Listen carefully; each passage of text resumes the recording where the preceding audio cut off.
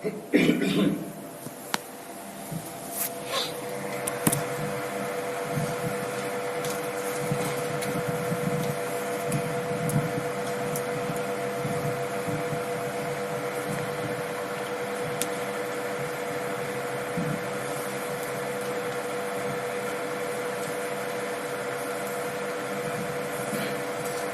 thoughts gather momentum and it develops into a desire.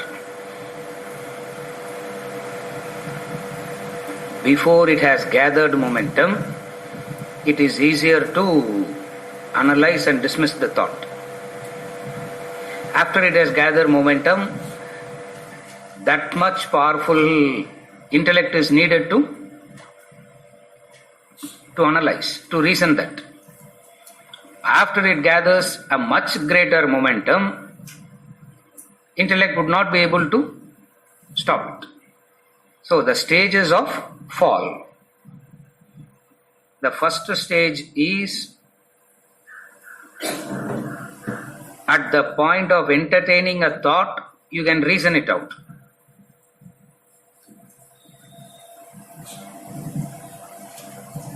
You can reason the thoughts and you can dismiss it.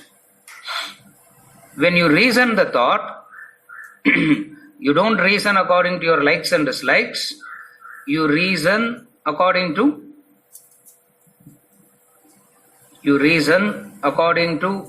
either the goal of realization, spiritual evolution, which very rarely people do have. Even if not realization, even at a relative level, a person can analyze, reason and see whether it is useful to entertain this thought.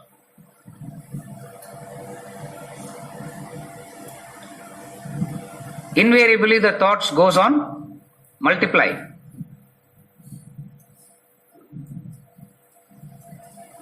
Thoughts multiply, thoughts starts moving all by itself when you become a kind of unconscious or almost like semi-conscious.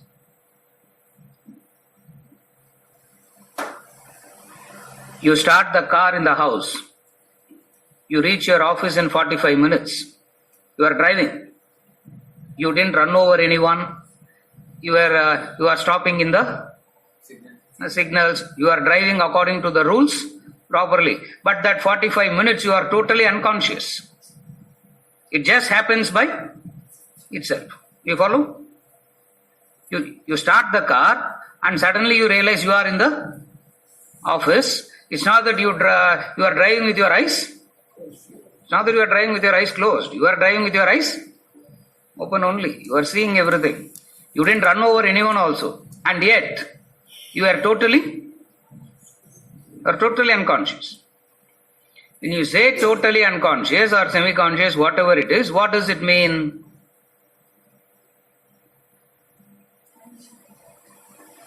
Independent of your action, mind is elsewhere.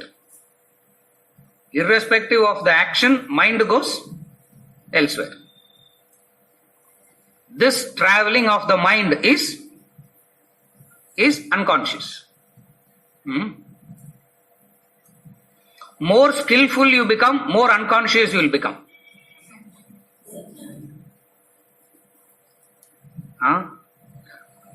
That's why it's so funny. The whole world is making so much of effort on developing a skill. All the time they are worried about the skill, and skill kinds of makes you a kind of mechanical thing, a kind of unconscious, semi-conscious. I don't know, whatever word you want to use, you can use. But what it means is, actions can be performed and your mind can go elsewhere. Like the teller in the bank. He is so skillful in counting the notes. He will be having tea, he will be discussing the horoscope, he will be discussing what is your father doing, mother doing, as he is counting, and he doesn't make And he will not make mistakes also. You follow? Very skillful person. What a talent he has. Multi-talent. Multitasking personality. What is actually happening? The mind is musing. The mind is going all by itself, irrespective of your action. This is the state your fall happens. For when the mind is going, you are entertaining thoughts, and that thoughts gathers vega, momentum, turns into a desire. And suddenly you find you having a desire, and you don't even know from where it came. First of all, you will not realize it in you. It doesn't matter. But at least you can realize it with those whom you are closely associated. Suddenly you see something. You say, suddenly from where did this come? Suddenly it didn't come. He has been entertaining it. Carefully follow. When you are entertaining a desire, you are not in an inactive state. It's not that you are lying down sleeping and you are entertaining. You are, as one part of you is doing an action, another part in you is entertaining. That's the fall. You follow? Otherwise you think entertaining desires means you have to be in an inactive state, and then you will sit and entertain. Carefully follow. You develop a skill at some point of time is mechanical. It's mechanical by nature. You follow? Skill is that which you develop by doing something. Skill is that which you develop by doing something repeatedly. That's all. Repeatedly. Every day you keep driving the car. In 1 year, you will have a skill. 5 years you continuously drive the car. The fellow who has not learned driving, like the car driver, young boys, 6 months they are on the road, morning, noon and night. They have developed a skill. He is not demeaning a skill. He is not saying skill is very easy. It needs effort. But that effort doesn't sustain for a long period of time. At some point of time, it turns mechanical. You need not do any effort. You follow? When actions are performing, what is happening to your mind? What is happening to your mind? That's why I gave this example. Like the teller counting notes. A surgeon performing surgery. A teacher teaching. It is possible in every field of activity.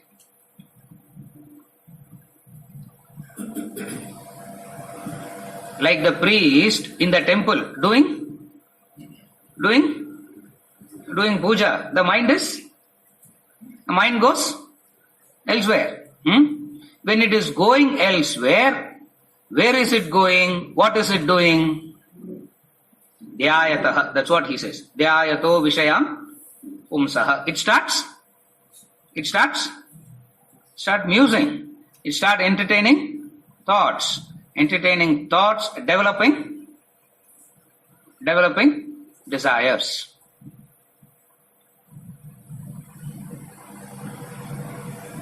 Every thought, every desire is the seed of emotion. It is desires. The seed of emotion is desire. Likes and dislikes.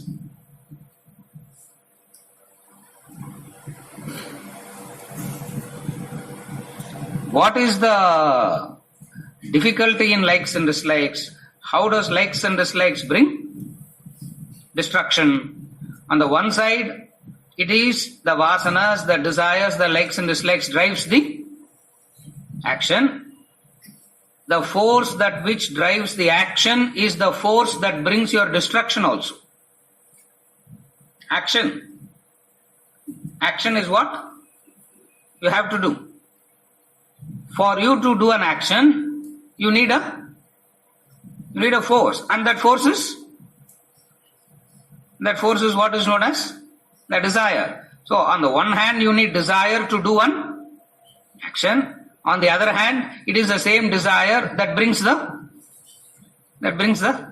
destruction also. Now you are confused. To have it or not have it, or have it to that extent that it will not cause destruction, and you do not know to what extent if you have, it will not cause destruction, only guides the action. All this is nice to sit and discriminate like this. When you start acting, you will not know where, you will not know how to distinguish it like this, how to discriminate it like this. You follow? So, the likes and dislikes turns destructive. When does likes and dislikes turn destructive? It turns destructive when it is not supervised, when it is not monitored, when it is not guided. Yeah. I don't know, I'm just asking. I'm not saying it is the answer, I'm asking. When does likes and dislikes turn destructive? Likes and dislikes turns destructive when you do not know what you are. When you do not know what you are. When you do not know what you are liking. When you don't understand what you like, or when you don't understand what you dislike, this causes destruction.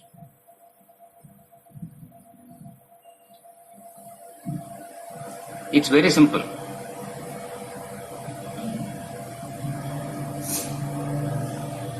You like object A, you dislike object B.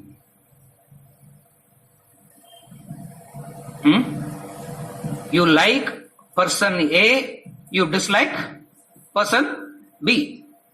Correct? You like object A, you dislike object B. You like person A, you dislike person B. It looks very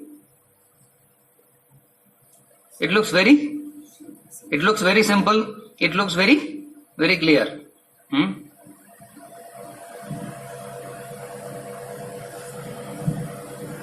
The complication is not that. The complication is the same object A, one half you will like, the other half you will dislike. The same person, something in that person you will like, something in that person you will not like. This causes destruction. For you do not know what is it that you are liking in that person and what is it that you are disliking. See, even in a classroom like this, it's so obvious. Something you will like, something you will not like. Maybe you will like the way that I analyze, but my voice and accent you might not like. Or you might like my voice and accent, but romba slow sir ninga. You are too slow. Why can't you be fast? You follow what I am saying? Something you will like, something you will not like. One person said,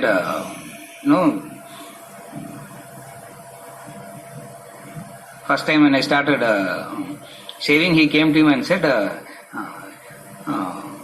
who died? First question he asked me, who died? For only when someone dies, you will say. So first question, who died? I said, no one died. I'm just a style, I said. Just a style, fashion, that's all. It's a style, that's all. You'll be like this? I said, yes. Abdina, I can't come to your class.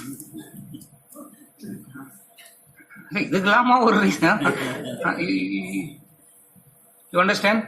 Something you will like, something you will dislike. You do not know what you like, you do not know what you dislike. This conflict creates destruction. For can you like something wholly, completely? It's impossible. Can you dislike something wholly? That's also impossible. The nature of likes and dislikes is that. When you reason it out, when you analyze it, you will not be influenced by this. For you will understand what? Desire is the driving force behind action, and you keep doing it. That's all. Irrespective of likes and... You follow? Again I repeat. Likes and dislikes, the complication of likes and dislikes is this. It has got nothing to do with what you... If you can like something fully, completely, there's no problem. If you can dislike something fully, completely, again there's no problem. Why there is no problem is because if you like something fully, completely, wholly, thoughts will be moving in that direction 24/7. It's almost like meditation. If you dislike something completely also, thoughts will be moving. It's almost like both are like meditative state. But then it doesn't work like that. Thoughts keep oscillating, wavering. Because of what? Likes and dislikes. I like this in this person, but idu rendu illana, except this two, this person is perfect. Except this two, this object is, and that too always exist. Therefore, not knowing how to relate, you relate, and when you are experiencing this likes and dislikes, you believe that there is something wrong, and you will the thought starts moving to the next object or to the next being. For these two is not in this person, no. Find that two in someone else. Now you will find, that's how the thought starts moving, and you will find that two in someone else. But then along with the two comes something else. Oh my God, you go to someone, you follow? This is what the movement of the desires. The movement of desires, the movements of likes and dislikes is this. It will never allow you to keep a goal. It will never allow you to achieve any goal. The nature of likes and dislikes is that. It makes you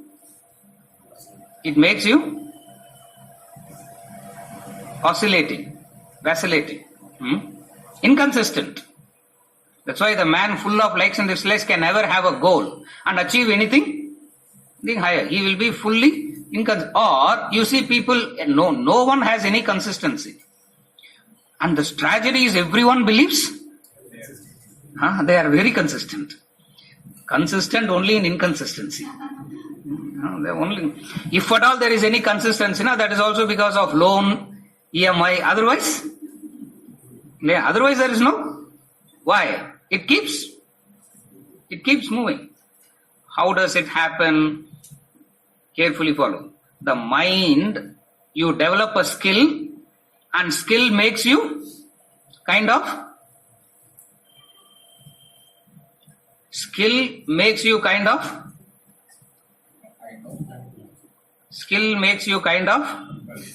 unconscious.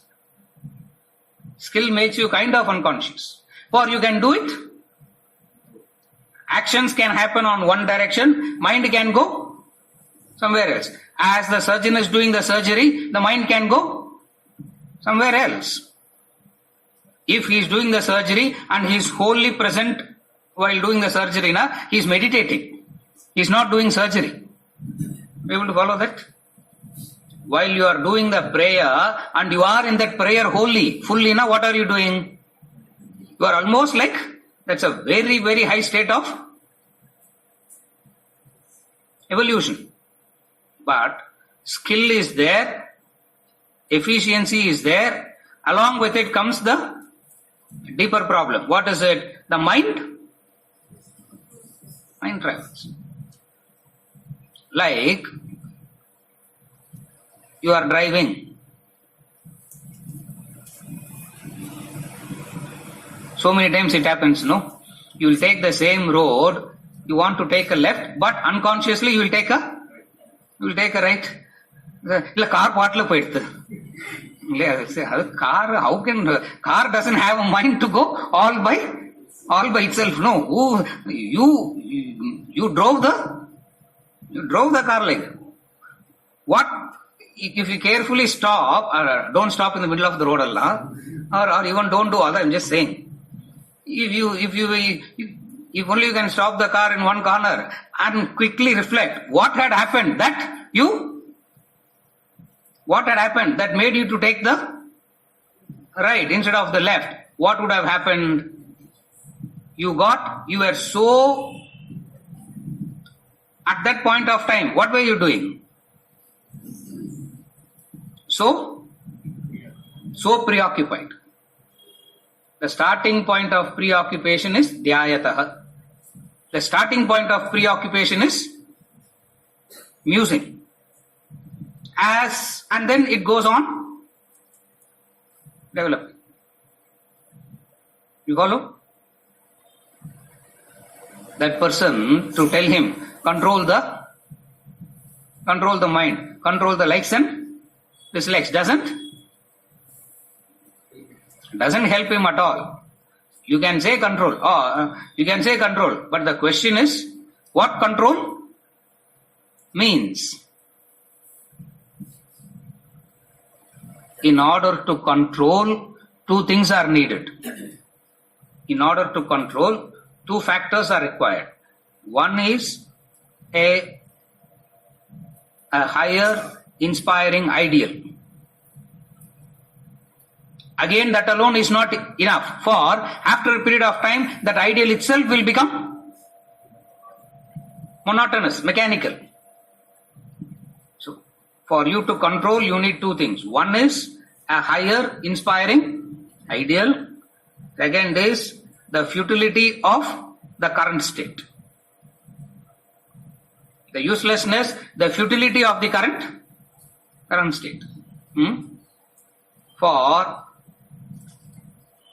always remember this law. An unconscious man cannot do anything right. This is the law, the fundamental law. The unconscious man cannot do anything right. And skill makes you kind of unconscious. Why it is so? For in that unconscious state is the fertile ground for the desires to flourish. That's why it will say, quickly focus on gaining a skill. Quickly focus on gaining a skill. And you will develop a skill. And you will get so carried away by that skill. The desires have taken the attention away from what? The desires have taken your attention away from what? From your own self. The desires takes the attention away from your own self, and it makes you to focus on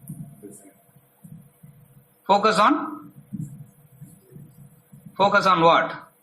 You will say, don't focus. Since you have developed the skill already, you have focus already. That's all.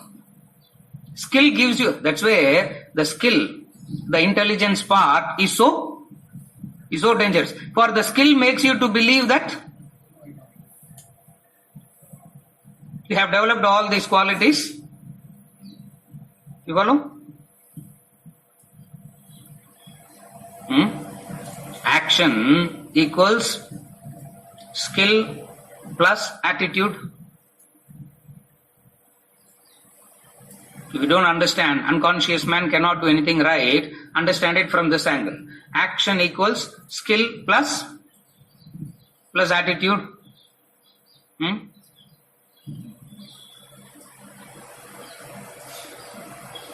A skillful person need not be a sincere person.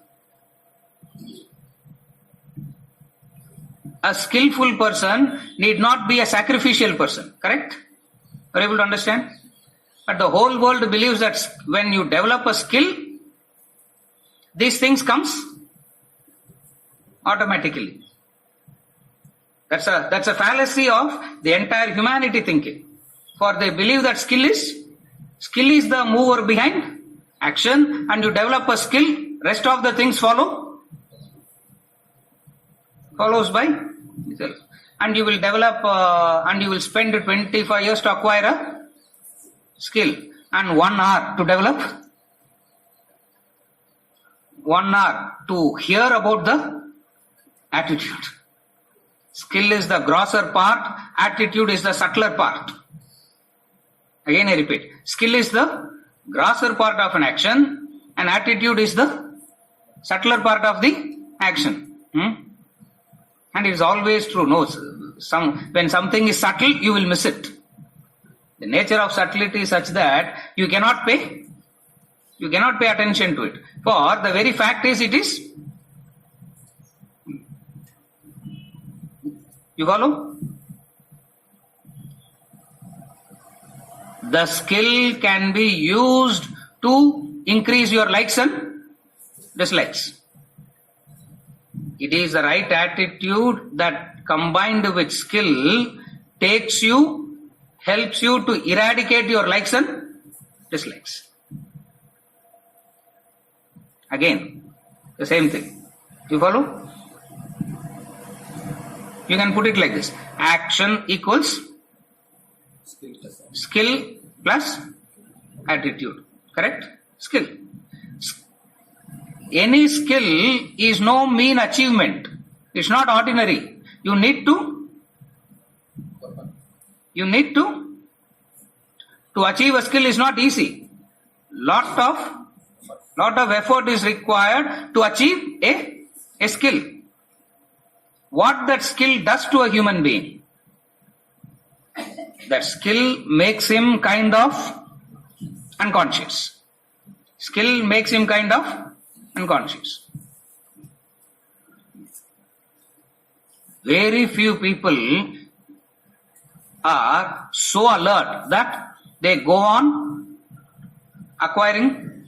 They are so alert to not to turn mechanical. That's why they keep reading a lot. Are you able to follow? They keep reading a lot. Why? When you read, so much you read, you need that much you are able to understand the disparity. But what happens generally? A skill is acquired, and that skill is used to fulfill the likes and dislikes. A skill is attained, a skill is achieved to fulfill the likes and dislikes. What is assumed here? What is taken for granted here? Attitude is right already. Attitude is correct already. Therefore, there is no need to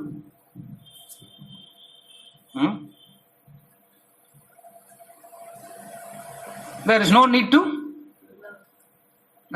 to check on oneself whether the attitude is right or not. This constant checking brings control. It means this is what is known as introversion. The focus is on yourself. Otherwise, the focus is never on oneself. This is how you control. This is how you evolve, you grow. You follow? Again I repeat. Action is happening all the time. For no one can remain inactive. Action is happening all the time. And action involves a skill. and action involves attitude. Attitude is the subtler part. Skill is the grosser part. The way in which the society, the humanity pays attention to the skill, they don't pay attention to attitude. For it is understood what, or it is hoped. I am not saying understood. It is hoped.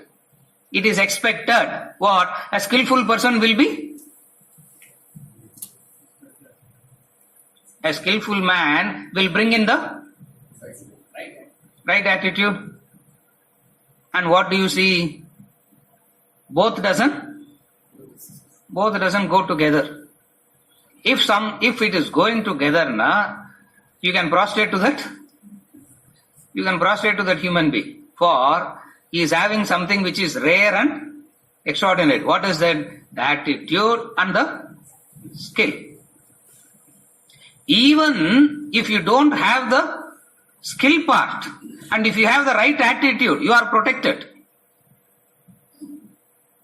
Again I repeat. If you understand this, you know the formula for salvation.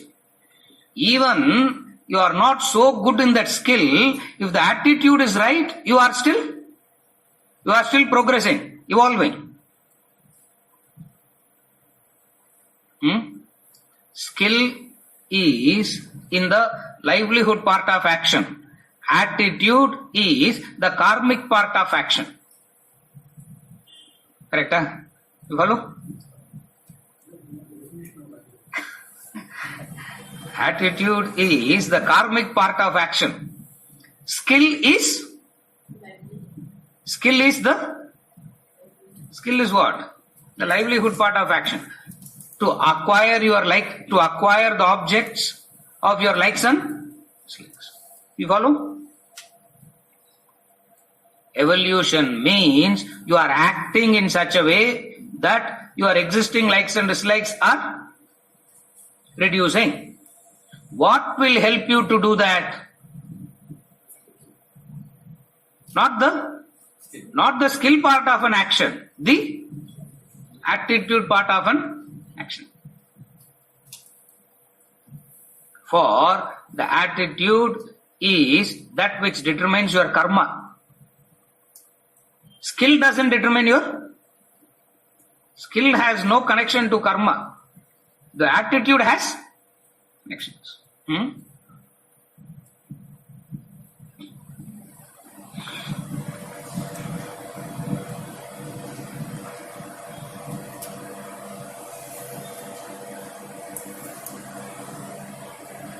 Attitude means of three. The attitude is only of three types. Selfish, unselfish, selfless. That's all it is. There are only three types of attitude. Selfish, unselfish, selfless. Selfish attitude leads to agitations, negative karma. Unselfish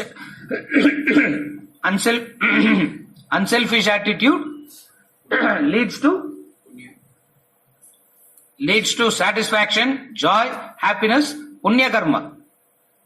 Selflessness, the selfless attitude results in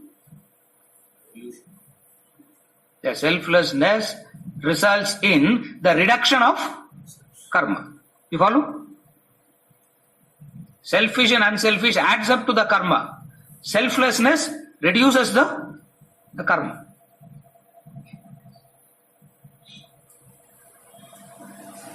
What is this attitude means? The king, the very great king, he was dying. And he had 3 sons. And he has to decide who's going to be the next. Who's going to be the next king? He has to decide that. So he called the 3 sons and said, I'll give you a task. Whoever completes the task successfully will be made the king. The task is this. A parrot was given to all the 3. The task is this. kill the parrot where no one knows about it, sees it. That's all the task is. The first son went into the room, closed the door, put all the curtains, switched off the lights, pitch dark. No one can see. Parrot is killed. Came to the father and showed the dead parrot. Father asked him, how did you do this? This is what I did. He said, okay, wait for the other two to come. The second son came 3 weeks later with a dead bird. The father asked, how did you achieve this? I went to that remote corner, remote place where no human has ever gone there. No one is there and no one saw it. I made sure that everything is CCTV lam kuda. I switched off so that no one knows about it. The father said, wait, we'll wait for the third son to come. 6 months later, the third son came with a healthy bird. The bird was very healthy. He came to the father and said, I failed. I can't do this. I'm not able to fulfill your condition. I'm not able to fulfill your condition. Father said, why? You said no one should know. Always two will know, no, he said. Always two will know, no. One is me, the doer. For I know that I am going to do this. And when I am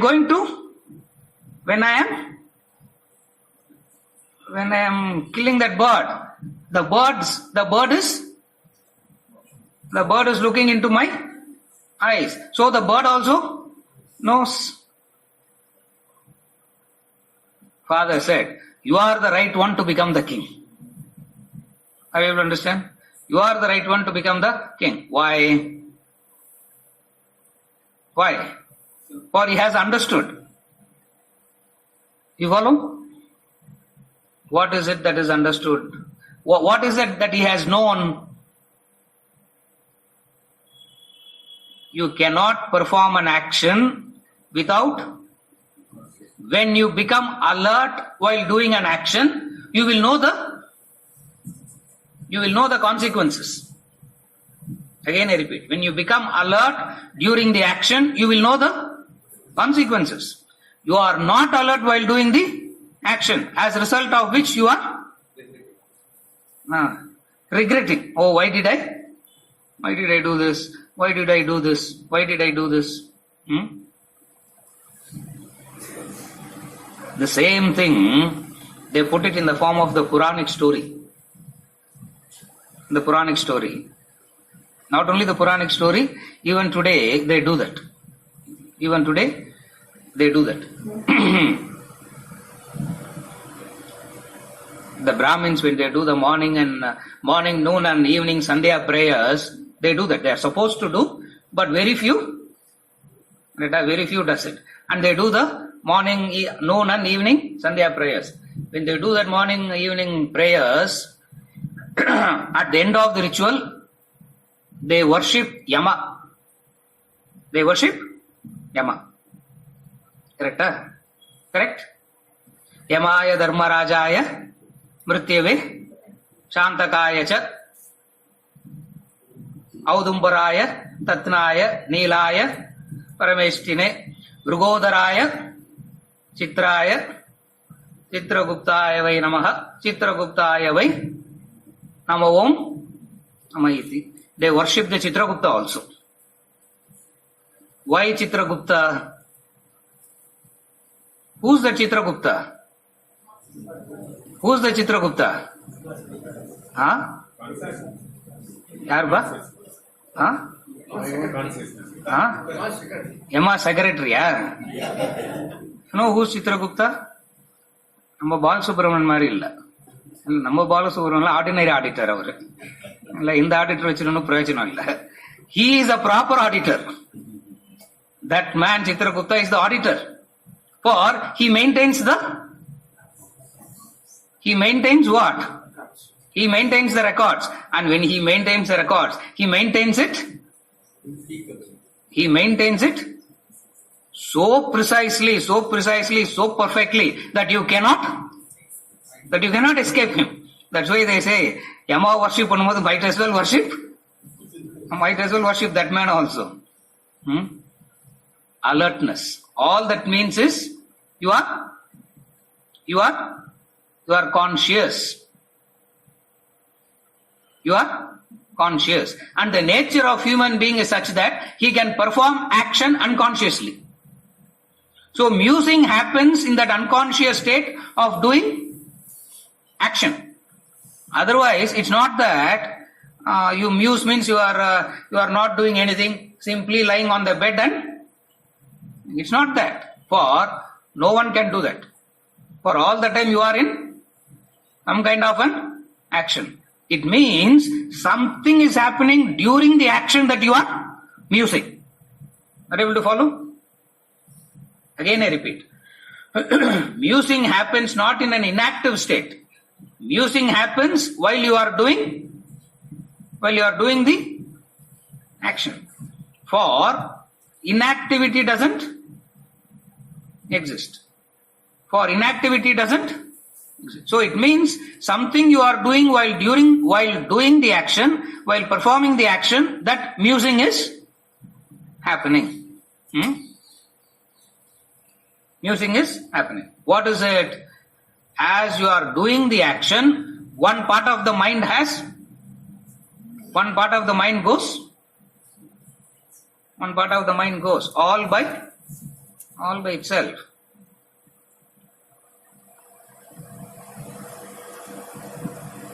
Test yourself. You go to any place, you can't be in that place. You go to any place fully, wholly, you can't be in that place. You go to temple, the mind goes elsewhere. You go elsewhere, the mind will go to the temple.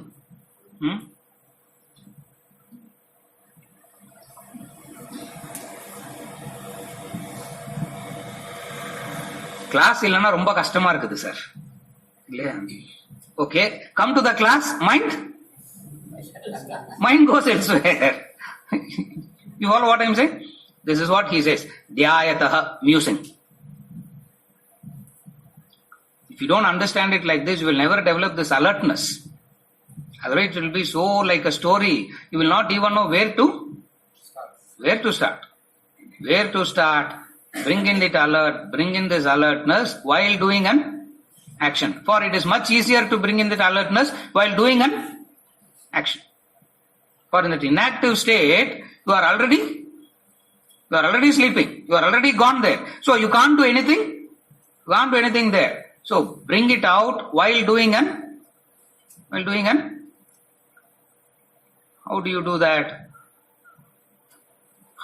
that? Verses 64 and 65 is going to help you to do this. Having explained the ladder of fall, 62 and 63, he is going to talk about the ladder of rise. How to evolve, how to grow.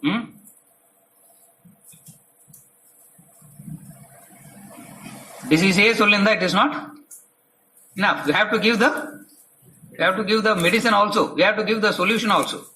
The beauty of this knowledge is it first gives the solution, the medicine, and then it explains the disease.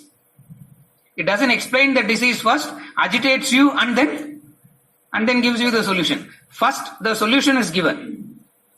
And when he gives the solution, you will go back thinking, we know this already. You said like this, you said like, something new is going to come as a solution. Go back to the same solution. This we know already. The beauty of this knowledge is this. The solutions are given first. The medicine is given first. And then the disease. What is the disease? Dhyayataha. How does the whole thing start? After explaining all this, he is giving the solution. What is the solution? How to How to do this? Before you understand the solution, you need to understand the boundary of the solution. The boundary of the solution is in action. The starting point of the solution is in the action. And when it comes to action, two things, attitude and skill. He's not talking about the skillful part. He's talking about the attitude part. Arjuna, you are a skillful man in archery, in fighting, in killing. You are so skillful in killing. All along you have been killing with wrong attitude. Now do the same killing with right attitude. You will not incur sin. Are you able to follow now? Arjuna is not new to the battlefield, for he has been, he is a master in slaughtering and killing, for he has killed, he is a veteran of wars. But all those wars, Arjuna, you fought with a selfish attitude. That's why you have incurred sin. Because of those kind of actions, you are in this situation now. Now do the right thing. What? Kill, but change your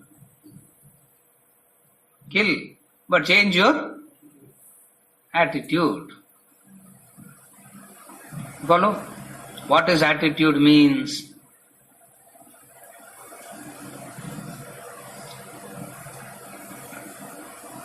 This English word attitude is so difficult it's not difficult to explain, but it doesn't really convey what is it that you are actually wanting to.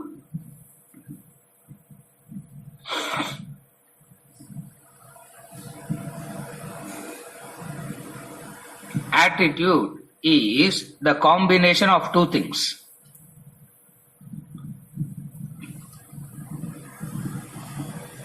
எல்லா mathematics formulas மாதிரி போட்டு வச்சுக்கோங்க. It becomes clear. You can by heart it and you can also give a discourse. Or I have done it like that only. Everything I have it like there. So you can also a formula மாதிரி போட்டு வச்சு you can go on expounding. No, you can go on explaining. Put it like this. Attitude is the combination of two factors. Shraddha plus bhavana. The two qualities of Shraddha and Bhavana is what we call as attitude in English. If you want to know what attitude is, put these two.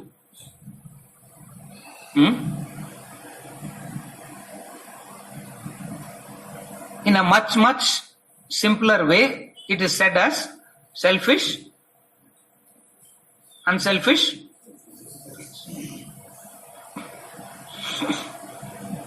skill is the technical part of action.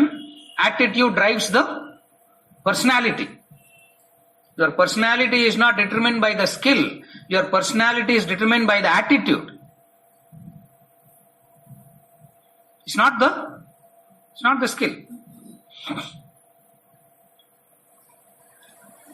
A person who has mastered a skill, having achieved something extraordinarily high, in that height he says, I am feeling empty inside. I feel something is fundamentally missing. Something is lacking. Something is missing. Something is lacking. What is that? That's where the philosopher comes and says, the enlightened master comes and says, the attitude is missing. But what is taken for granted? What is taken for granted? Attitude is taken for granted. Skill is not taken for granted. Why attitude is taken for granted?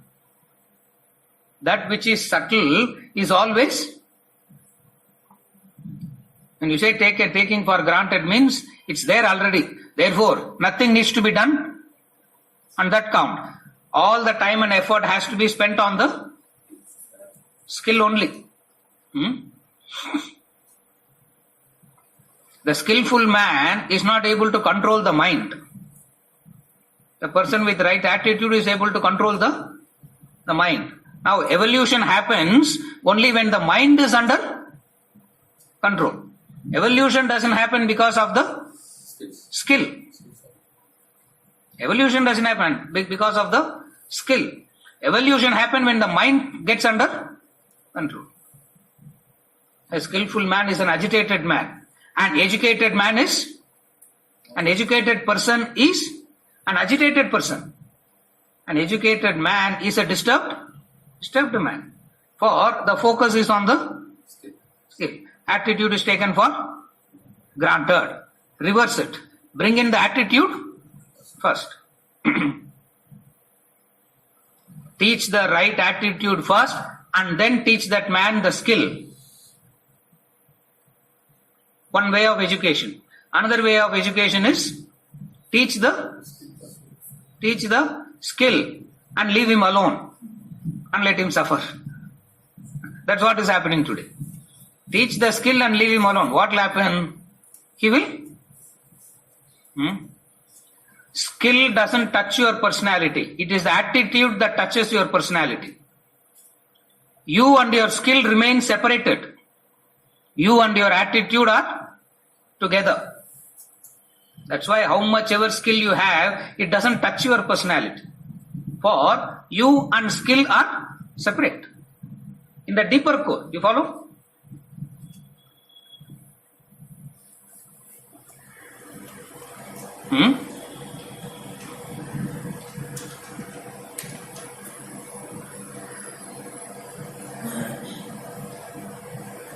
Again I repeat, you and your skill are, the skill doesn't touch your personality. It's the periphery of you. The attitude is the core. Attitude is the core, skill is the periphery.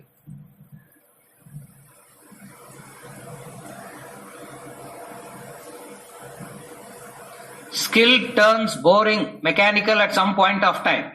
Attitude keeps you blissful, joyful, enthusiastic right till the last day of your life. That's why we say attitude touches your personality, not your skill. For skills become, after some point of time you feel like a man who has spent that much of time in acquiring a skill wants to retire, wants to move away from that. Why? It has not touched your personality. Attitude touches your personality, the core of you.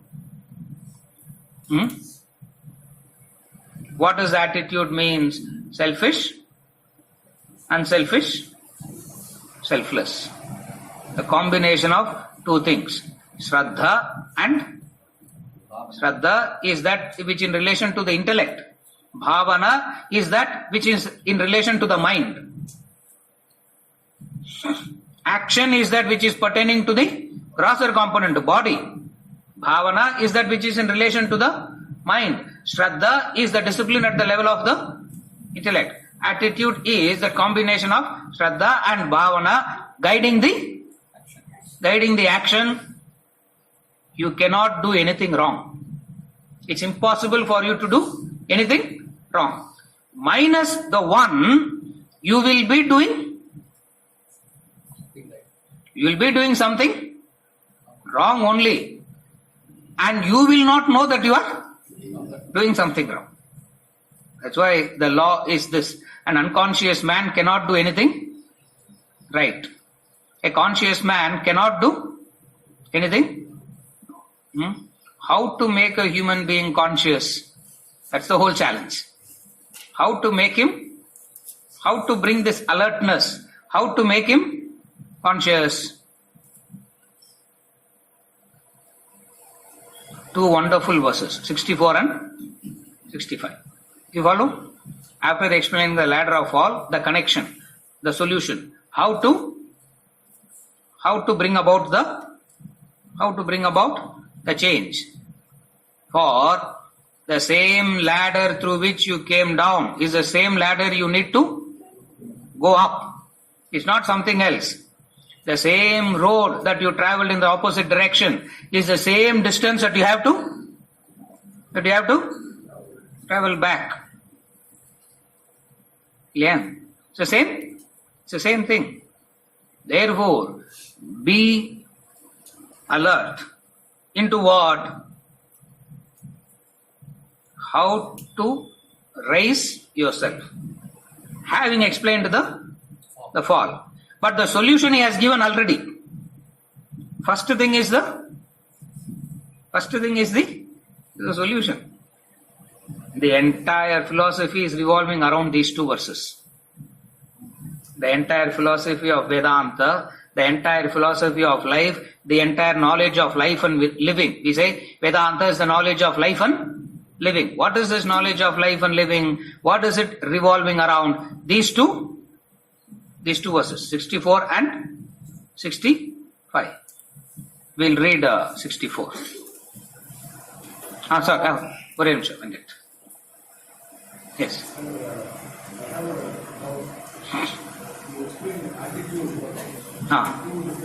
Yes. One is the arithmetic aspect. Yes. This is Shraddha plus Bhavana. You also define attitude as an action that reduces the karmic path. Yes. So, and you also explain that when you gain a skill, Yes. actually there is an attitude Yes. you are assuming. Yes. But let me, so when you start acquiring a skill, Yes. First of all, you need to have the right attitude to acquire the skill, which means that when the skill develops, your attitude towards that skill or towards yourself also develops. Yes. So, at some point in time, you are saying that there is no attitude. Yes. No attitude. Yes. There is a contradiction. There is a contradiction. Again, I'll repeat the question. The question that Bharat is asking is, you talk about the attitude and the skill. To acquire the skill, you need to have the right. You need to have the right attitude.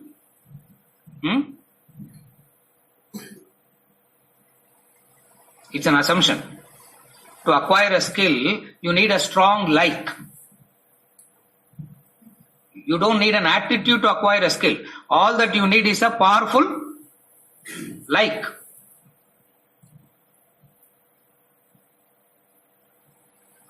A powerful like for that skill or what the skill will give to you. Sometimes I might not like the skill. Like for example, I might not like talking on the subject, but I have come to a conclusion that my bread and butter is in this only. Now what do? I go on acquiring it, modifying it, changing it, becoming better and better and better, not because I'm interested in the skill, not because I'm bringing in the right attitude into the skill. I'm doing this because it is giving me something else. You follow what I'm saying? So the first fallacy is, it's not necessarily that you need to have the right attitude in order to acquire a skill.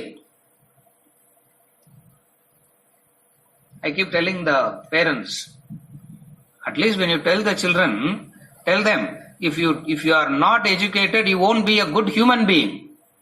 But we don't say that. We say, if you don't study properly, you will not. What do they say? You will not get a good job. Good job has come, but no salary, na?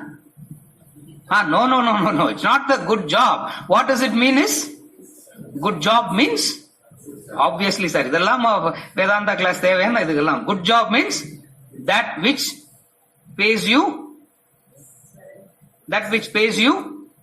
well. You follow what I am saying?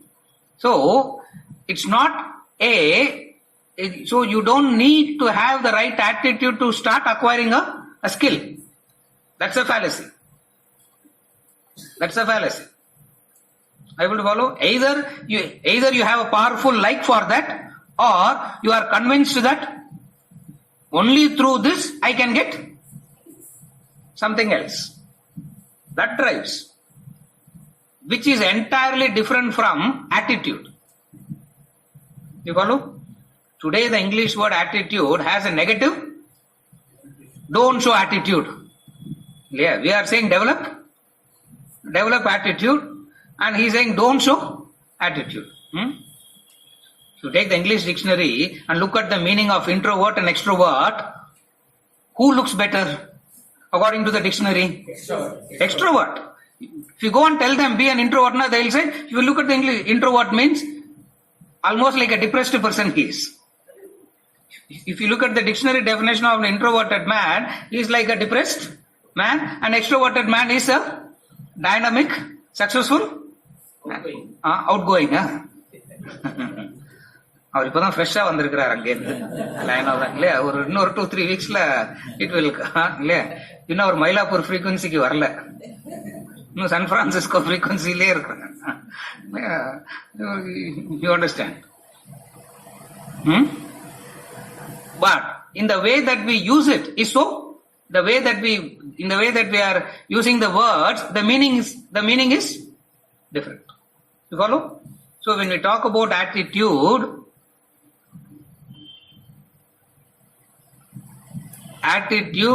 sets the direction to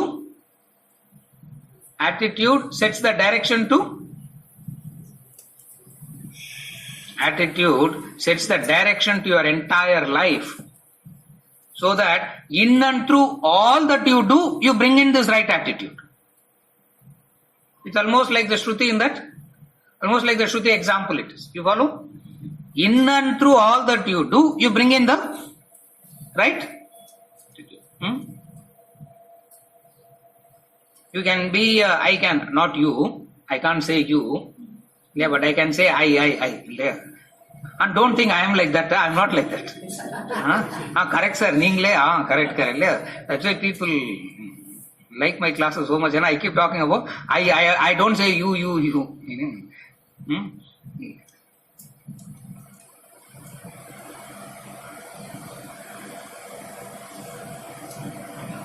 In the fatherly role, I do so many actions. But I can be a very selfish father. I can be an unselfish father. I can be a selfless father. You follow? The dilemma of life, the tragedy of life is this. You can't be selfish in one role and unselfish in some other role. It's not possible. That flavor will come in, that basic flavor will come in all the roles. You follow? A very unselfish worker in the organization, but very selfish man in the... It doesn't happen like that. That's where they say, first develop this, right? First develop this right attitude, for this is going to have a say in all the roles that you perform, that you play. You follow? That's why I segregate the two mathematically, so that it becomes easy to follow. Attitude plus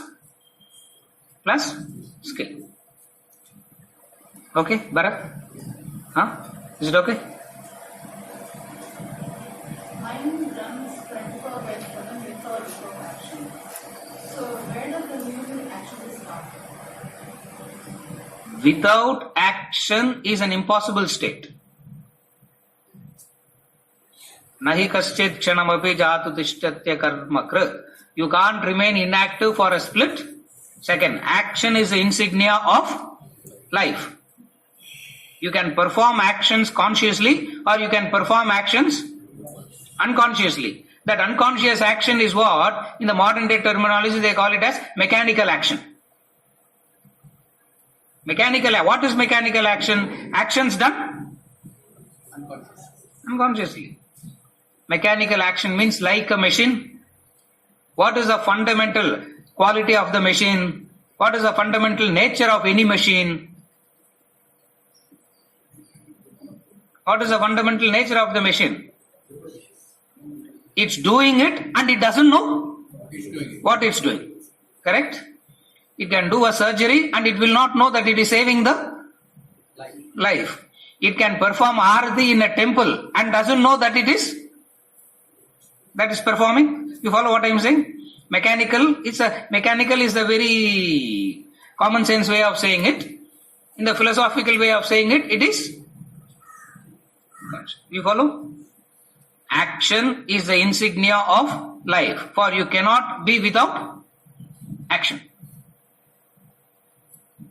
What are there are types of action. When I say the actions, it's not just done by the body alone.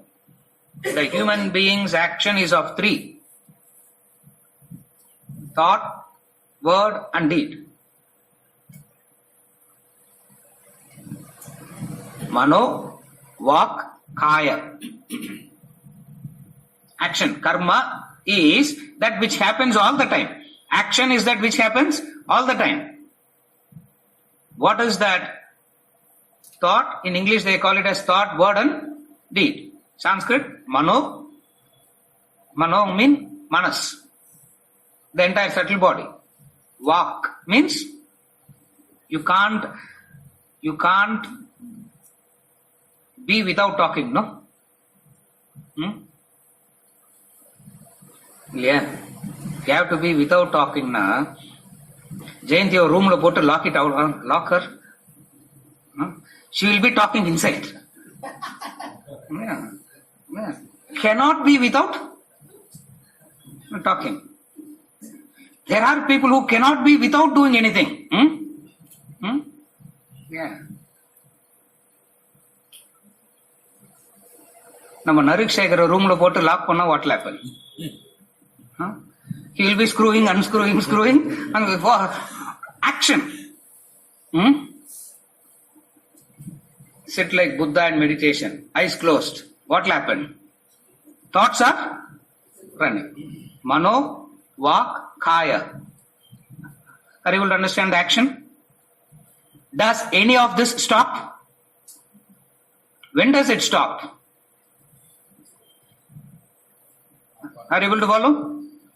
When does this stop? Either in deep sleep or in death. That's why they say action is the insignia of life. Action is the symbol of life. Means what? Mano, vak, kaya. You follow what I am saying?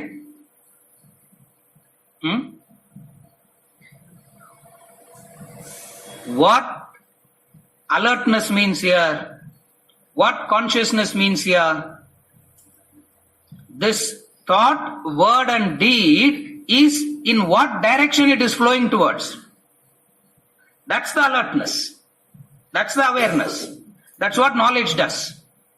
Thought, word, and deed is happening all the time without stop. Even for a split second, it cannot stop. Try and stop it. It's not possible. Are you able to follow? Now, in what direction it is moving? Where is it leading you to? One. Number two, are they aligned together? Thought in one direction, word in another direction, deed in another direction. Thought in why this fellow came. This fellow came. What is the word is saying? I was waiting for you. Thought is going elsewhere. Word is saying something. The deed is what? Yeah. Give him such a lousy coffee that he will not come back again. Thought, word, and you follow what I am saying? Now, one is this thought, word, and deed non-stop. Second is, are they all aligned? Are they all aligned? Are they all aligned? Is it okay? Now, where is musing happening? That's the question. Where is musing happening? Where is musing happening? Unconnected to your action, mind is going elsewhere. That is called musing. Unconnected to the action. You go to the wedding. That's the action. What are you supposed to do there? Very simple, sir. Gossip. Saapudungo. and complained that they were not hospitable at all. Very simple. What do you do when you go to a wedding? What is it that you are supposed to do? Bless her. As rishis will do. Wise men will do. You and me, we can't bless. What do we do? What are we supposed to do? Pray for the welfare of the... You are invited for what? Yeah, not to finish off the food. You follow what I'm saying? Actually, you are invited for what? So that you deposit one thought. What is the thought?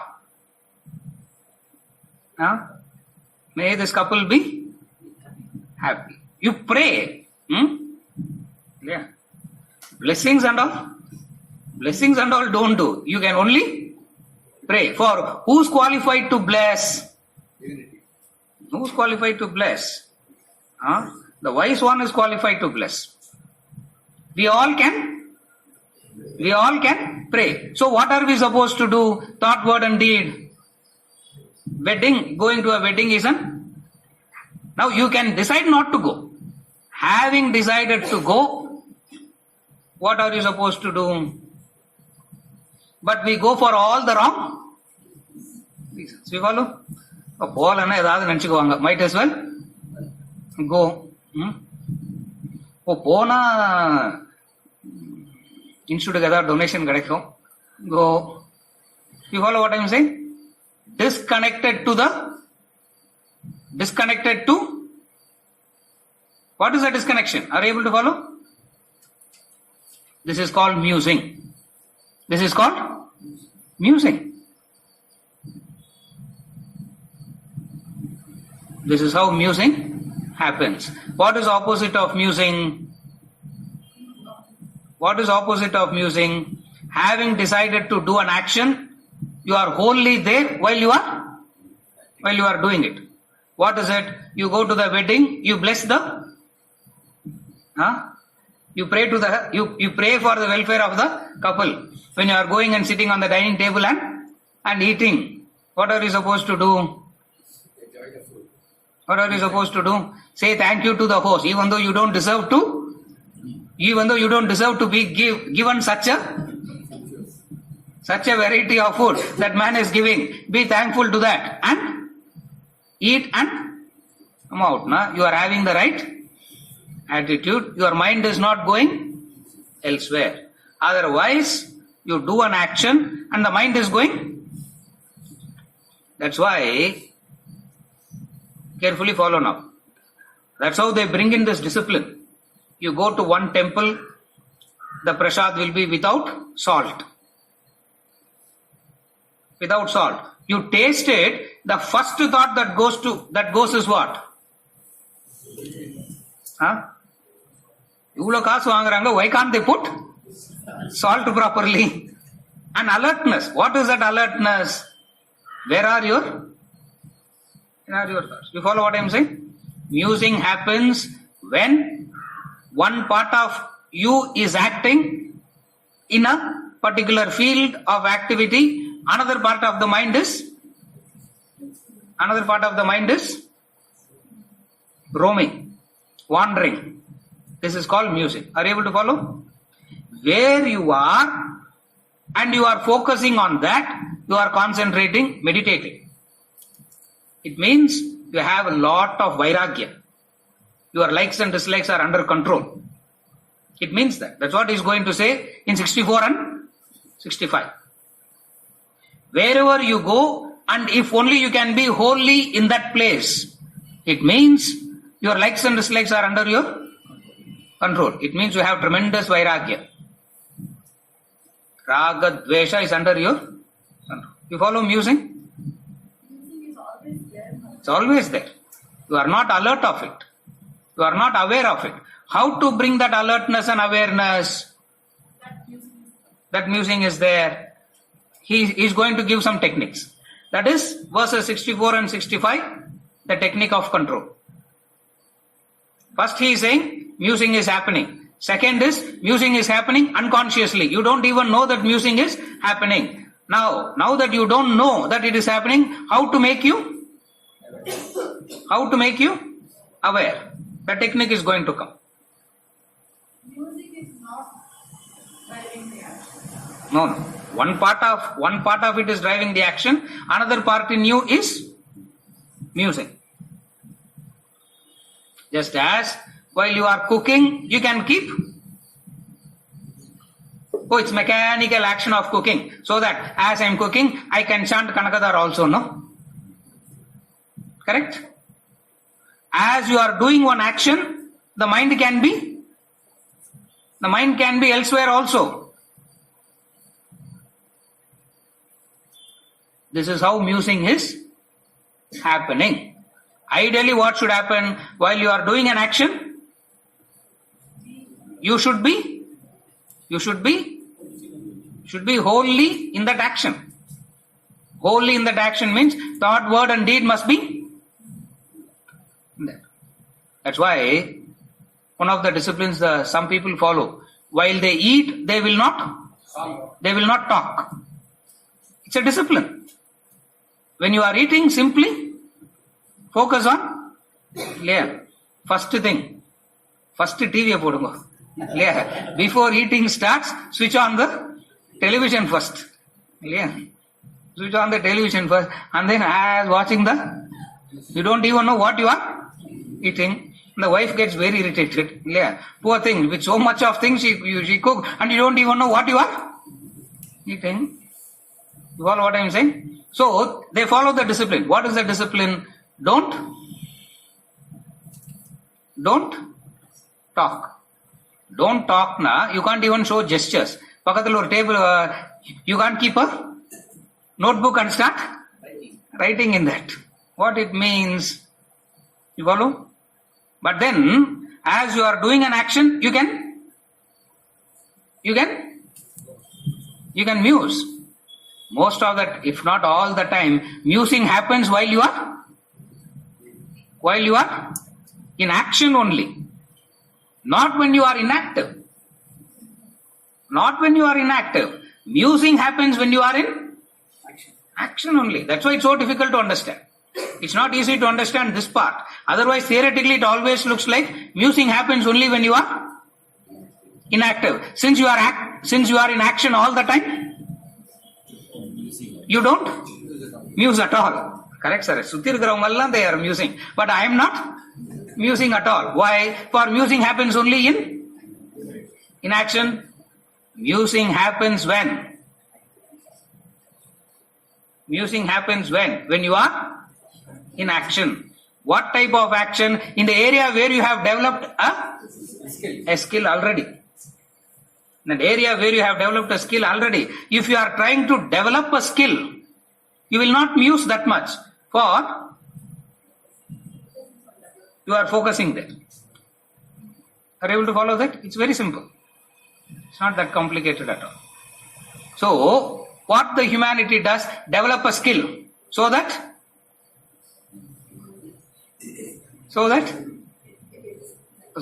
focus is here. Focus is here. That's why they say, go on, that humility part of it, which makes you to believe that you have never developed the skill completely, makes you to focus so that you don't muse. Otherwise, you are musing. Now that I know, what will happen? The mind? You follow? So, musing happens in action only. When you are sleeping, you are not relaxed. No. You are unconscious there. Personality itself has gone to sleep. Nothing is happening there. In deep sleep, nothing happens. So as soon as you wake up, it starts. Yes. As soon as you wake up, musing starts. The so fatigued of musing, personality wants a rest, it goes to sleep. Again, it wakes up only to muse. Correct. Shankar. Sir, in the flow chart, you gave an example of desire has got two components, likes and dislikes and attachment. Mind. Likes and dislikes and the attachment. Yes. In the flow chart. Now in the 62nd verse, it says, there to Vishant. In that, it is the music that causes attachment, sangha, and then karma. Yes. So, does it not There is a difference between the two attachment, which is what I explained in the previous class itself. The word Sangha here is not what we talk about possessiveness. Whenever we talk about attachment, in the ordinary, except the context of 62 and 63. I remember saying it clearly that remember the meaning is very unique in the context of 62 and 63. For we use the word attachment in the sense of obsession, possessiveness. 99% of the time. Only in the context of 62 and 63, we use the word attachment, Sangha, to mean a thicker Form of thoughts. a thicker flow of thought. Sangha, attachment. First, thinking only. Second is Sangha. What is Sangha? அது இருந்தா நல்லா இருக்கும் போல் இருக்கேன். That is Sangha. Desire is Kama. What is Kama? Desire is அது வந்தாதான். Are you able to understand it? How it develops into the stages? Say it in the language that you understand, it becomes easy. Desire. First is musing, dhyayataha, just thinking. Sangha, attachment. What does attachment means? If I have it, it will be good, no? Starting point of wanting to possess. That is Sangha, attachment. From Sangha, it turns into Kama. What is that Kama? Without that, my life will not. I must possess it. I must own it. For my life is dependent on owning that, possessing that. And then ready to do anything for it. It happens in various stages. Straight away desire doesn't develop into that force. Are you able to follow? So in this context, Sangha, attachment is not an obsession. It's not an possessiveness. It means that point of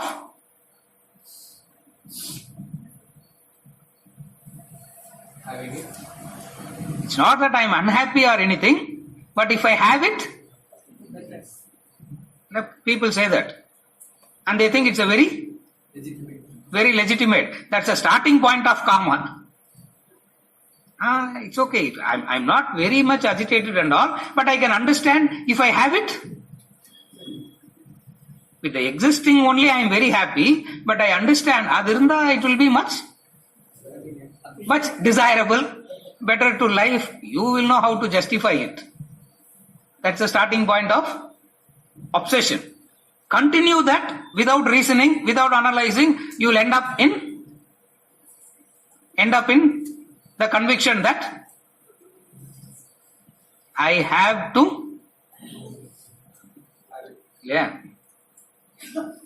அது இல்லனா I can't do classes. That is obsession. That is what is known as the Kama. Are you able to follow the difference? The various stages in which the desire becomes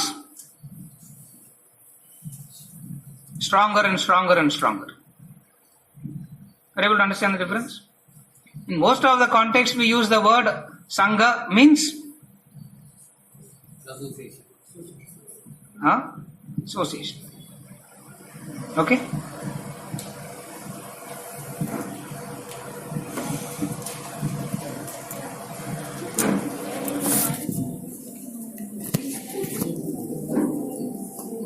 Yes, happiness. Happiness. It's looking for happiness. That's how we